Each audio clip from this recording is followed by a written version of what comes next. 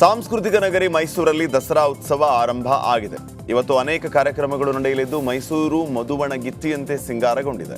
ನವರಾತ್ರಿಯ 2ನೇ ದಿನ ಚಾಮುಂಡಿಗೆ ವಿಶೇಷ ಅಲಂಕಾರ ಹಾಗೂ ವಿಶೇಷ ಪ್ರಸಾದದ ವ್ಯವಸ್ಥೆಯನ್ನ ಮಾಡಲಾಗಿದೆ.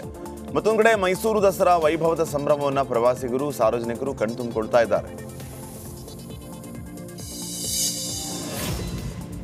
ನಾಡಹಬ್ಬ ದಸರೆಗೆ ಅದ್ದೂರಿ ಚಾಲನೆ ಸಿಕ್ಕಿದೆ. ಇತ್ತ ಸಾಂಪ್ರದಾಯಿಕ ವೇದಿಕೆಯಲ್ಲೇ ದಳಪತಿಗಳ ವಿರುದ್ಧ ಜಿಟಿ ದೇವೇಗೌಡ ಗುಡುಗಿದ್ದಾರೆ.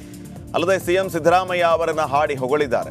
ವೇದಿಕೆಯಲ್ಲಿ ಸಿದ್ದರಾಮಯ್ಯ ಚಾಮುಂಡಿ ದೇವಿಯ ವರಪುತ್ರ, ಸಿದ್ದರಾಮಯ್ಯ ಸರ್ಕಾರ 5 ವರ್ಷ ಇರುತ್ತೆ ಅಂತೆಲ್ಲ ಹಾಡಿ ಹೊಗಳಿದ್ದಾರೆ.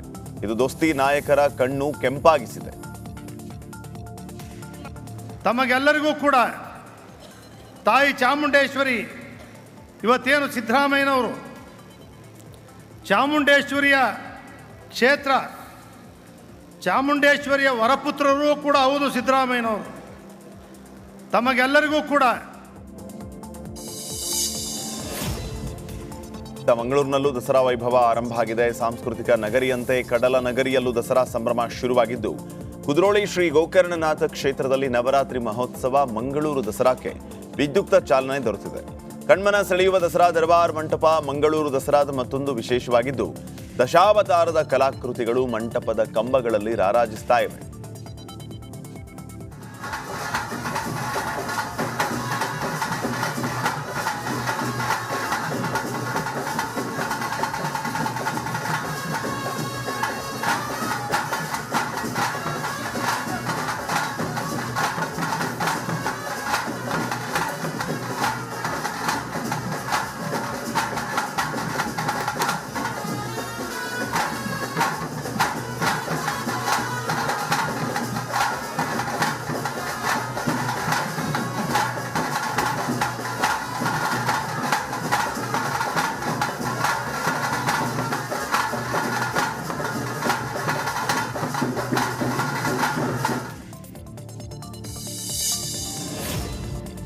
ಹಾವೇರಿಯ ರೈಲ್ವೆ ನಿಲ್ದಾಣದ ಬಳಿ ಇರುವಂತಹ ನವದುರ್ಗೆಯರ ದೇಗುಲದಲ್ಲಿ ಒಂದೇ ಗರ್ಭಗುಡಿಯಲ್ಲಿ 9 ದುರ್ಗೆಯರು ನೆಲೆಸಿದ್ದಾರೆ. ನವರಾತ್ರಿಯ ಪ್ರತಿ ದಿನವೂ ಒಂದೊಂದು ದುರ್ಗಾ ಮಾತೆಯನ್ನ ಭಕ್ತಿಯಿಂದ ಪೂಜಿಸಲಾಗುತ್ತೆ.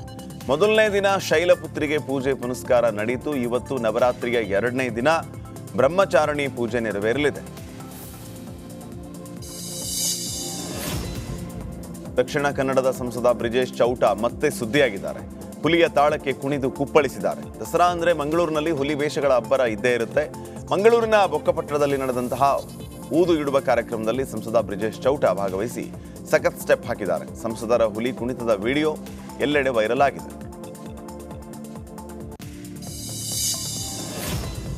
ಗಂಗಾರತಿ ಮಾದರಿ ಮಂಡ್ಯದ ಶ್ರೀರಂಗಪಟ್ಟಣದಲ್ಲಿ ಕಾವೇರಿ ಆರತಿ ಕಾರ್ಯ ನಡೆಸಲಾಯಿತು.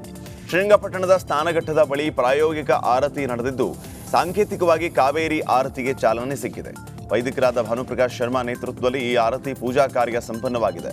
5 ದಿನಗಳ ಕಾಲ ಉತ್ತರ ಭಾರತದ ಪ್ರಸಿದ್ಧ ಗಂಗಾರತಿ ಮಾದರಿ ಕಾವೇರಿ ಆರತಿ ನಡೆಯಲಿದೆ. ಕರಗ ಉತ್ಸವದ ಮೂಲಕ ಮಡಿಕೇರಿ ದಸರಾಕ್ಕೆ ಚಾಲನೆ ಸಿಕ್ಕಿದೆ. ಕೋಟೆ ಮಾರಿಯಮ್ಮ, ದಂಡಿನ ಮಾರಿಯಮ್ಮ, ಚೌಟಿ ಮಾರಿಯಮ್ಮ, ಕಂಚಿ ಕಾಮಾಕ್ಷಮ್ಮ ದೇವತೆಗಳ ಕರಗಗಳು ಎಲ್ಲರ ಕಣ್ಮನ ಸೆಳೆಯಿತು. ಇದೇ ವೇಳೆ ಶಾಸಕರಾದ ಮಂತರಗೌಡ, ಜಿಲ್ಲಾಧಿಕಾರಿ ಸೇರಿದಂತೆ ಹಿರಿಯ ಅಧಿಕಾರಿಗಳು ಭಾಗಿಯಾಗಿದ್ದರು. ಇವತ್ತು ಶ್ರೀರಂಗಪಟ್ಟಣ ದಸರಾ ಮಹೋತ್ಸವ ಹಿನ್ನೆಲೆ ದಸರಾ ಆನೆಗಳು ಶ್ರೀರಂಗಪಟ್ಟಣಕ್ಕೆ ಬಂದಿಳಿದಿವೆ. ದಸರಾ ಆನೆಗಳನ್ನು ನೋಡೋದಕ್ಕೆ ಸಾವಿರಾರು ಜನ ಜಮಾಯಿಸಿದ್ದಾರೆ. ಅರಣ್ಯ ಇಲಾಖೆ ಸಿಬ್ಬಂದಿ ಶ್ರೀರಂಗಪಟ್ಟಣದ ರಂಗನಾಥನ ಮೈದಾನದಲ್ಲಿ ಪೊಲೀಸರ ಬಿಗಿ ಭದ್ರತೆಯಲ್ಲಿ ಆನೆಗಳನ್ನು ಇಳಿಸಿಕೊಂಡಿದ್ದಾರೆ.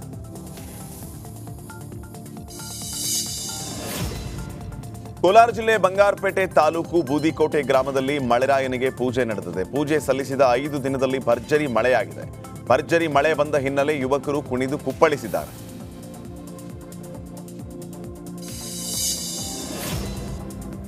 ವಿಜಯಪುರದ ಗಣಪತಿ ಚೌಕ್ ಮೇಲೆ ಕಿಡಿಗೇಡಿಗಳು ಕಲ್ಲು ತೂರಾಟ ಮಾಡಿದ್ದಾರೆ. ಕುಡಿದ ನಶೆಯಲ್ಲಿ ಕಲ್ಲು ತೂರಿ ಸ್ಥಳದಲ್ಲಿದ್ದ ಹೋಂಗಾರ್ಡ್ ಅನ್ನು ಅವಾಚ್ಯವಾಗಿ ನಿಂದಿಸಿ ಪರಾರಿಯಾಗಿದ್ದರು.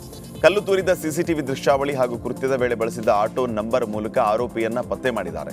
ಈ ದುಷ್ಕೃತ್ಯ ಮಾಡಿದ ಕಿಡಿಗೇಡಿಯನ್ನ ಕೇವಲ 10 ಗಂಟೆಯಲ್ಲಿ ಸೋಹೇಲ್ನನ್ನ ಬಂಧಿಸಿದ್ದಾರೆ. ಇನ್ನೊಬ್ಬ ಆರೋಪಿ ಸೋಹೇಲ್ ಸ್ನೇಹಿತ ಪರಾರಿಯಾಗಿದ್ದಾನೆ.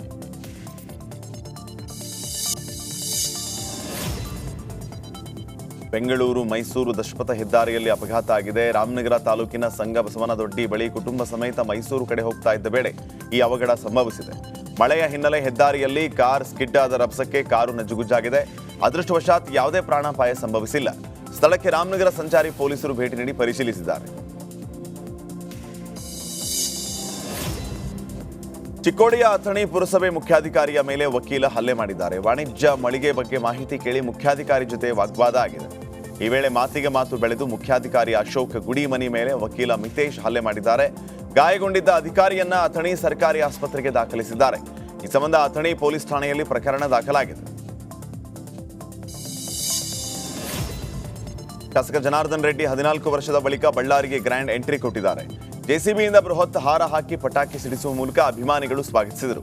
ವಿರೋಧಿಗಳಿಗೆ ದೊಡ್ಡ ಮಟ್ಟದ ಇಂಪ್ಯಾಕ್ಟ್ ತೋರಿಸುವ ನಿಟ್ಟಿನಲ್ಲಿ ಬಳ್ಳಾರಿಯ ಅಲ್ಲಿಪುರ ಮರದಿಂದ ಬೃಹತ್ ಮೆರವಣಿಗೆ ನಡೆಸಿದರು. ಮೆರವಣಿಗೆಯ ಮೂಲಕ ತೆರಳಿ ದುರ್ಗಮ್ಮ ದೇಗುಲದಲ್ಲಿ ವಿಶೇಷ ಪೂಜೆಯನ್ನು ಸಲ್ಲಿಸಿದರು.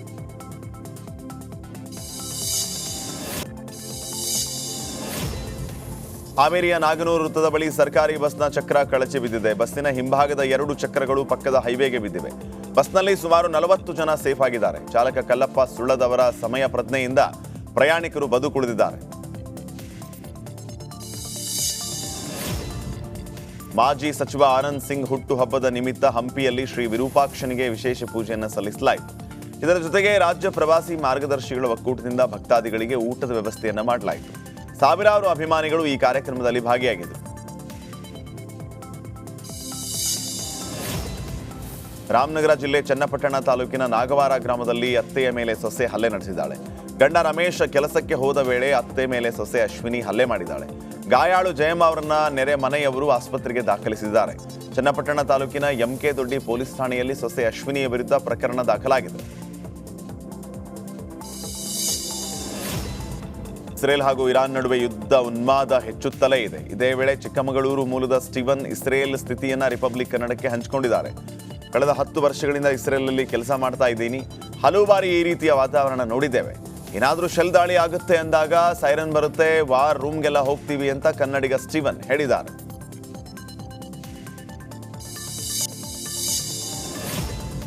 ರೇಣುಕಸ್ವಾಮಿ ಕೊಲೆ ಪ್ರಕರಣದಲ್ಲಿ ದರ್ಶನ್ ಜೈಲು ಸೇರಿದ್ದಾರೆ. ಅಪ್ಪನನ್ನು ನೋಡೋದಕ್ಕೆ ಮಗ ವಿನೀಶ್ ಬಳ್ಳಾರಿ ಜೈಲಿಗೆ ನಿನ್ನೆ ಭೇಟಿ ನೀಡಿದ್ದ. ಇದೇ ವೇಳೆ ಮಗನನ್ನು ನೋಡಿ ದರ್ಶನ್ ಭಾವುಕ ಆದ್ರಂತೆ.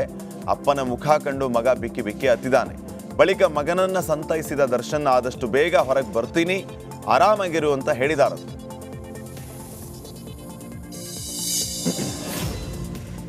ಬಳ್ಳಾರಿ ಜೈಲಲ್ಲಿ ಕಂಬಿ ಎಣಿಸ್ತಾ ಇರುವಂತಹ ದರ್ಶನ್ಗೆ ಇವತ್ತು ಜಾಮೀನು ಅರ್ಜಿ ವಿಚಾರಣೆ ನಡೆಯಲಿದೆ.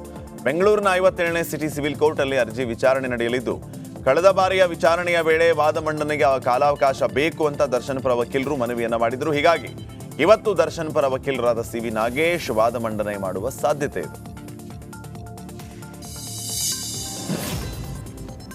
ಇತ್ತ ರೇಣುಕಸ್ವಾಮಿ ಕೊಲೆ ಕೇಸ್ನ ಆರೋಪಿ ನಂಬರ್ 1 ಪವಿತ್ರ ಗೌಡ ಜೈಲಿಂದ ಹೊರಬರೋದಕ್ಕೆ ಒದ್ದಾಡ್ತಾ ಇದ್ದಾರೆ. ಇವತ್ತು ಪವಿತ್ರ ಸೇರಿದಂತೆ ಡಿ ಗ್ಯಾಂಗ್ನ ಹಲವರು ಜಾಮೀನಿಗೆ ಅರ್ಜಿಯನ್ನು ಹಾಕಿದ್ದು, ಬೇಲ್ ಸಿಗುತ್ತಾ ಅಥವಾ ಜೈಲೇ ಗತಿ ಆಗಲಿದೆಯಾ ಅನ್ನೋದನ್ನ ಇವತ್ತು ನೋಡಬೇಕಾಗಿದೆ. ಜಾಮೀನಿಗಾಗಿ ಲಿಪ್ಸ್ಟಿಕ್ ರಾಣಿ ಪವಿತ್ರ ಗೌಡ ಕಾತರದಲ್ಲಿ ಕಾಯುತ್ತಿದ್ದಾಳೆ. ಆಚೆ ಹೋದರೆ ಸಾಕು, ತುದಿಗಾಲಲ್ಲಿ ನಿಂತಿದ್ದಾಳೆ. ಇವತ್ತು ವಿಚಾರಣೆ ನಡೀಲಿಕ್ಕಿದೆ.